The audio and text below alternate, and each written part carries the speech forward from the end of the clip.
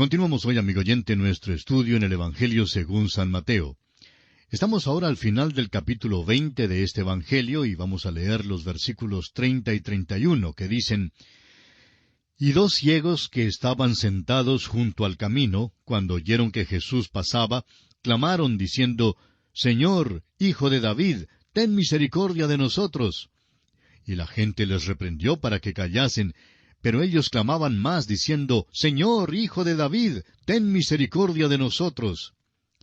Fíjese usted la insistencia de estos dos ciegos. Note también cómo se dirigieron a Jesús diciéndole: Señor, Hijo de David. Esto demostraba que estos ciegos reconocían la majestad de Jesús. La sirofenicia en el principio lo llamó Hijo de David, pero el Señor, recuerda usted, le recordó que ella no tenía ningún reclamo sobre él de esta manera. Estos hombres, sin embargo, eran judíos y en verdad tenían algún reclamo sobre él, y lo ejercieron. Ahora notemos los versículos 32 y 33 de este capítulo 20 de Mateo. Y deteniéndose Jesús los llamó y les dijo: ¿Qué queréis que os haga? Ellos le dijeron: Señor, que sean abiertos nuestros ojos. El problema de estos hombres parecía ser obvio. ¿Por qué les preguntó el Señor qué era lo que ellos querían que hiciese por ellos? Amigo oyente, cuando usted acude al Señor Jesucristo, usted tendrá que confesar que es pecador. Si no lo confiesa, no puede ser salvo. Debe venir como pecador para ser salvo. Esta es la ofensa de la cruz. A todo el mundo le gustaría venir a la cruz si pudiera tener un poquito de su propio perfume y rociarlo y hablar de sus propias bondades y buenas obras. Pero no tenemos ni una buena obra para presentar al Señor. No se puede endulzar el carácter humano ni mejorar la carne, así como no se puede cambiar un montón de abono en el patio de una granja echándole un galón de perfume. Debemos venir como pecadores y recibir a Cristo como único posible Salvador. Estos hombres estaban clamando: «¡Somos ciegos!». Esto denota que ellos tuvieron que hacer esa declaración antes que el Señor pudiera ayudarles. Y ahora el versículo 34 dice: Entonces Jesús, compadecido, les tocó los ojos, y enseguida recibieron la vista, y le siguieron. El Señor Jesús sanó a los dos ciegos, y ellos por su parte le siguieron. Ahora, ¿a dónde iba Jesús? Dijimos que está en camino a la cruz. Y aquí concluye el capítulo 20 del Evangelio según San Mateo. Ahora, en el capítulo 21, Jesús entra oficialmente en Jerusalén, purifica el templo, maldice la higuera, es desafiado por los principales sacerdotes y ancianos, y Jesús los condena por medio de las parábolas de los dos hijos y de los labradores malvados. La acción dramática de Mateo resalta a plena vista en este capítulo. Jesús viene a Jerusalén desempeñando un nuevo papel. Anteriormente había entrado discretamente en la ciudad. Ahora insiste en su reclamación de ser el rey en la ciudad del rey. Nada pudo ser más audaz ni atrevido. Purifica el templo por segunda vez. Esto sería presunción de primera clase si él no fuera quien reclamaba ser. Maldice la higuera en una acción simbólica. Responde al desafío de los príncipes religiosos y los acusa de conspirar su muerte al contar una parábola. Note usted aquí, amigo oyente, el tono decisivo y deliberado que es usado aquí por Jesucristo. Es que está forzando el asunto. Los obligará a actuar cuando Él quiera y de la manera que Él escoja. Está en medio de toda la situación. Él nunca es más majestuoso que cuando se acerca a la cruz. Los evangelios presentan un cuadro multifacético de la llamada entrada triunfal. Al comparar el relato de este evento en los tres primeros evangelios, la conclusión obvia es que Jesús entró en Jerusalén 3 veces, una vez por día, en 3 días diferentes. La primera entrada se efectuó en sábado, o sea, en día de descanso. No había ningún cambista en aquel día, y mirando alrededor salió. El evangelista Marcos, en el capítulo 11 de su evangelio, versículo 11, dice: Y entró Jesús en Jerusalén y en el templo, y habiendo mirado alrededor todas las cosas, como ya anochecía, se fue a Betania con los 12. La primera vez, pues, entró como sacerdote. La segunda entrada se efectuó en domingo, o sea, el primer día de la semana. Los cambistas estaban allí y Jesús purificó el templo. Así lo dice Mateo 21, 12 y 13, donde leemos: Y entró Jesús en el templo de Dios, y echó fuera a todos los que vendían y compraban en el templo, y volcó las mesas de los cambistas y las sillas de los que vendían palomas. O sea que la segunda vez Jesús entró como rey. La tercera entrada se llevó a cabo el lunes, o sea, el segundo día de la semana. Jesús lloró sobre Jerusalén y entró en el templo y enseñó y sanó a los enfermos. Así lo encontramos relatado por el evangelista Lucas, capítulo 19, versículos 41 al 44 y versículos 47 al 48, donde leemos: Y cuando llegó cerca de la ciudad, al verla, lloró sobre ella diciendo: Oh, si también tú conocieses, a lo menos en este tu día, lo que es para tu paz. Mas ahora está encubierto de tus ojos, porque vendrán días sobre ti cuando tus enemigos te rodearán con vallado y te sitiarán y por todas partes te estrecharán y te derribarán a tierra y a tus hijos dentro de ti, y no dejarán en ti piedra sobre piedra por cuanto no conociste el tiempo de tu visitación. Pasando ahora a los versículos 47 y 48 leemos: Y enseñaba cada día en el templo, pero los principales sacerdotes, los escribas y los principales del pueblo procuraban matarle, y no hallaban nada que pudieran hacerle, porque todo el pueblo estaba suspenso oyéndole. O sea que la tercera entrada la hizo Jesús como profeta. Ahora se retiró cada día a Betania. Al parecer no pasó ni una noche en la ciudad hasta cuando lo arrestaron. Leamos los primeros 3 versículos de este capítulo 21 del Evangelio según San Mateo. Cuando se acercaron a Jerusalén y vinieron a Betfagé, al monte de los olivos, Jesús envió 2 discípulos diciéndoles: Id a la aldea que está enfrente de vosotros, y luego hallaréis un asna atada y un pollino con ella. Desatadla y traédmelos. Y si alguien os dijere algo, decid: El Señor los necesita, y luego los enviará. No vemos ninguna necesidad de darle carácter milagroso a este incidente, aunque hay quienes lo califican de esta manera. Creemos que esta era más bien una situación normal y natural. Probablemente la última vez que nuestro Señor estuvo en Jerusalén, hizo los arreglos con algunos amigos para utilizar estos animales la próxima vez que entrara en la ciudad. Sus amigos acordaron dejarle usar estos animales en el tiempo de la fiesta de la Pascua. Los dueños de estos animales esperaban al Señor y los tenían atados afuera para Él. Jesús dijo a sus discípulos lo que debían decir en caso de que alguien les hiciera alguna pregunta, para que supieran que el Señor era quien los había enviado en este mandado. Lo importante en este pasaje es que Jesús establece su autoridad. Dice: El Señor los necesita. Veamos ahora los versículos 4 y 5 de Mateo capítulo 21.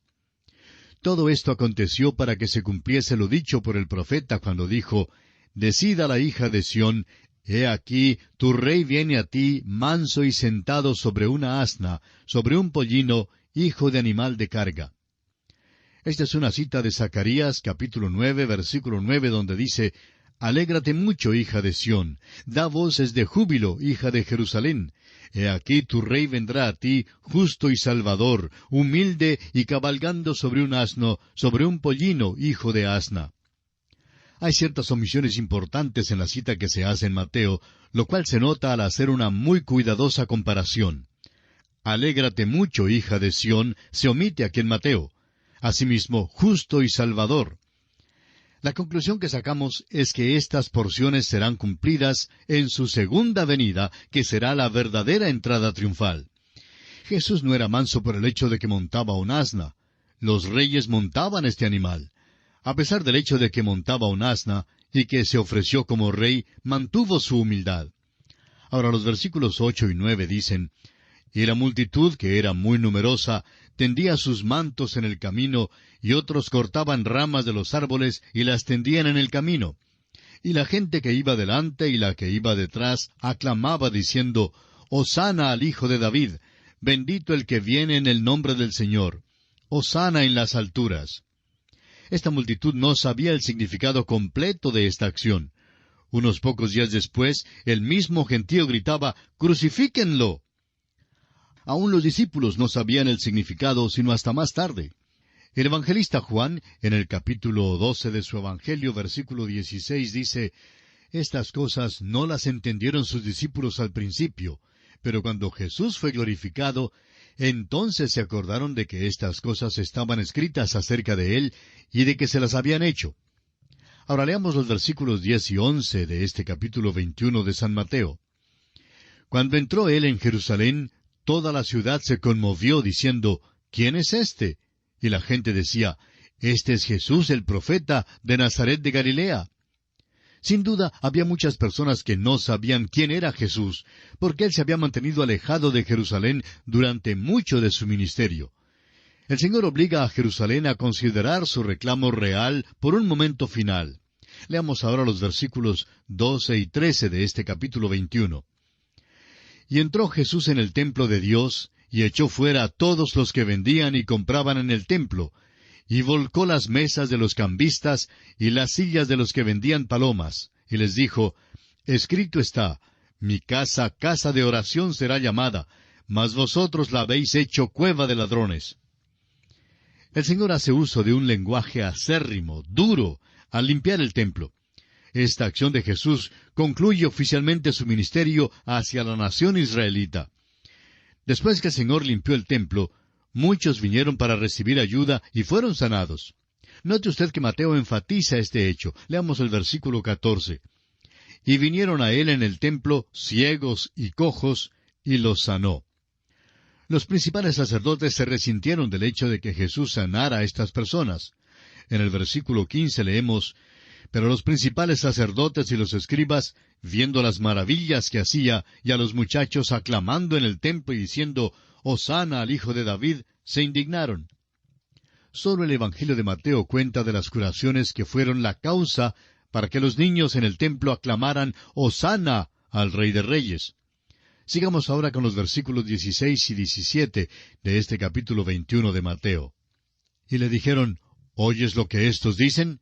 Y Jesús les dijo, Sí, ¿nunca leísteis, de la boca de los niños y de los que maman perfeccionaste la alabanza? Y dejándolos, salió fuera de la ciudad, a Betania, y posó allí». Y dejándolos indica el rechazo de Jesús a los líderes religiosos. Debemos recordar que la llamada entrada triunfal culminó en la cruz. Él vendrá la segunda vez en un verdadero triunfo. El escritor a los Hebreos nos dice en el capítulo 9 de esta carta, versículo 28, «Así también Cristo fue ofrecido una sola vez para llevar los pecados de muchos, y aparecerá por segunda vez, sin relación con el pecado, para salvar a los que le esperan». La segunda vez que venga el Señor a la tierra, se afirmarán sus pies sobre el monte de los olivos. El profeta Zacarías, en el capítulo 14 y versículo 4 de su libro, dice, «Y se afirmarán sus pies en aquel día sobre el monte de los olivos, que está enfrente de Jerusalén al oriente, y el monte de los olivos se partirá por en medio, hacia el oriente y hacia el occidente, haciendo un valle muy grande. Y la mitad del monte se apartará hacia el norte, y la otra mitad hacia el sur». Luego el Señor entrará en Jerusalén. Su verdadera entrada triunfal será en su segunda venida. Su primera entrada en Jerusalén lo llevó hacia la cruz, para morir allí por nuestros pecados. Y por medio de su muerte y resurrección se nos ofrece la salvación eterna. Ahora los versículos 18 y 19 de este capítulo 21 de Mateo dicen, «Por la mañana, volviendo a la ciudad, tuvo hambre. Y viendo una higuera cerca del camino, vino a ella, y no halló nada en ella, sino hojas solamente, y le dijo, Nunca jamás nazca de ti fruto. Y luego se secó la higuera». Ha habido muchísima dificultad en tratar de interpretar el significado de este incidente de la higuera. Hemos escuchado toda clase de ideas en cuanto a lo que representa la higuera. La higuera, a nuestro parecer, es simbólica de Israel, como nos dice en Mateo capítulo 24. No había ningún fruto en la nación, sino solamente las hojas exteriores del ritual de una religión muerta. Y esto el Señor condenó. La nación de Israel seguía un ritual religioso, pero no tenía ningún poder. Había tornado lo que Dios les había dado en un ritual sin vida, sin vitalidad ni virilidad, el cual ya no llevaba a cabo el propósito de Dios. Opinamos que Dios tratará a la iglesia organizada de la misma manera, a la iglesia que ha vuelto la espalda a la persona de Jesucristo. Los versículos 20 al 22 de Mateo capítulo 21 nos dicen: Viendo esto los discípulos decían maravillados: ¿Cómo es que se secó enseguida la higuera? Respondiendo Jesús les dijo: De cierto os digo que si tuviereis fe y no dudareis, no sólo haréis esto de la higuera, sino que si a este monte dijereis, quítate y échate en el mar, será hecho. Y todo lo que pidiereis en oración, creyendo, lo recibiréis. Los discípulos quedaron asombrados al ver cuán seca quedó la higuera, y el Señor les explicó que tal poder, aun para hacer obras mayores, estaba a la disposición de ellos por medio de la oración de fe.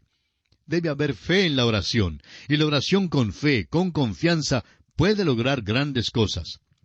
Ahora no creemos que nuestro trabajo sea maldecir las higueras o quitar literalmente los montes.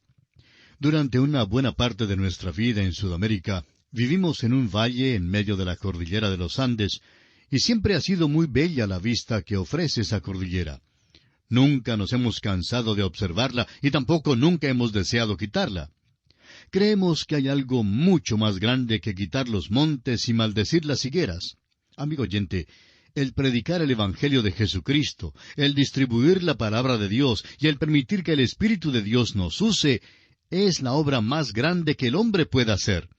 Es un milagro cuando los labios humanos pueden decir algo que el Espíritu de Dios puede tomar y utilizar para transformar vidas. Esa es la clase de fe que anhelamos tener. Ahora los principales sacerdotes y las autoridades religiosas empiezan una vez más a molestar a Jesús. Leamos el versículo 23.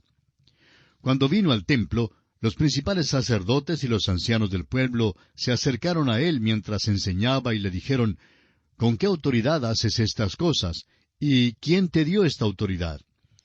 Los príncipes religiosos se están tornando fieros y odiosos en su manera de portarse con Jesús. No dudan lo que hace el Señor Jesús, sino que dudan más bien la identidad de la autoridad mediante la cual hace sus milagros. No hubo base alguna para poder negar lo que Él había hecho. Leamos los versículos 24 al 26 de este capítulo 21 de Mateo. Respondiendo Jesús les dijo: Yo también os haré una pregunta. Y si me la contestáis, también yo os diré con qué autoridad hago estas cosas. El bautismo de Juan, ¿de dónde era? ¿Del cielo o de los hombres? Ellos entonces discutían entre sí diciendo: Si decimos del cielo, nos dirá: ¿por qué pues no le creísteis? Y si decimos de los hombres, tememos al pueblo porque todos tienen a Juan por profeta. Cuando los líderes religiosos cuestionaron su autoridad, el Señor Jesús los confrontó plenamente y usó las mismas tácticas que ellos habían usado para tratar de atraparlo. Les dijo que les diría por cuál autoridad hacía los milagros si ellos le decían con qué autoridad había bautizado Juan. ¿Era el bautismo de Juan del cielo o de los hombres? Ahora, si los principales sacerdotes y los ancianos del pueblo hubieran dicho que del cielo, Jesús habría dicho que él obraba por la misma autoridad. Ahora, si no aceptaban la autoridad de Juan, la cual procedía del cielo, tampoco aceptarían la autoridad de Jesús. Ahora el versículo 27 dice: Y respondiendo a Jesús dijeron: No sabemos. Y él también les dijo: Tampoco yo os digo con qué autoridad hago estas cosas. Es muy evidente la tensión que comienza a incrementarse en esta situación. El Señor va a pronunciar una denuncia severísima de los príncipes religiosos. Cuenta una parábola que coloca a los publicanos y a las rameras en un nivel más elevado que estos príncipes eclesiásticos. Y la acusación de Jesús no puede ser ignorada. El Señor da un paso en contra de estos hombres. Jesús da esta parábola por causa de los líderes religiosos y su oposición a su autoridad. Leamos ahora los versículos 28 al 31. Pero, ¿qué os parece? Un hombre tenía 2 hijos, y acercándose al primero le dijo: Hijo, ve hoy a trabajar en mi viña. Respondiendo él dijo: No quiero. Pero después, arrepentido, fue. Y acercándose al otro, le dijo de la misma manera. Y respondiendo él dijo: Sí, Señor, voy. Y no fue. ¿Cuál de los 2 hizo la voluntad de su padre? Dijeron ellos: El primero. Jesús les dijo: De cierto os digo que los publicanos y las rameras van delante de vosotros al reino de Dios. Esta parábola fue un insulto terrible para los príncipes religiosos. Jesús los asemeja al otro hijo que dijo que trabajaría para su padre, pero no lo hizo. El Señor pone a los publicanos y a las rameras en un nivel mucho más elevado que estos líderes religiosos. Esta parábola es aplicable para el día de hoy. Muchos son miembros de las iglesias, son religiosos y creen que son cristianos, pero en realidad no lo son. Hoy en día la humanidad está en busca de la realidad. Desea tener algo que se pueda apoyar en medio de estos días difíciles de oscuridad, confusión y desespero. Si todo lo que usted tiene, amigo oyente, es solamente una religión exterior, entonces usted necesita ser transformado por Jesucristo. El apóstol Pablo en su segunda carta a los Corintios, capítulo 5, versículo 17, dice, «De modo que si alguno está en Cristo, nueva criatura es. Las cosas viejas pasaron, he aquí todas son hechas nuevas». Si usted acude a Jesucristo ahora mismo, hoy puede ser usted una nueva criatura. El Señor le ayude a hacerlo. Y aquí nos detenemos por hoy, amigo oyente. Retornaremos en nuestro próximo programa en la continuación de este estudio. Que Dios le bendiga abundantemente.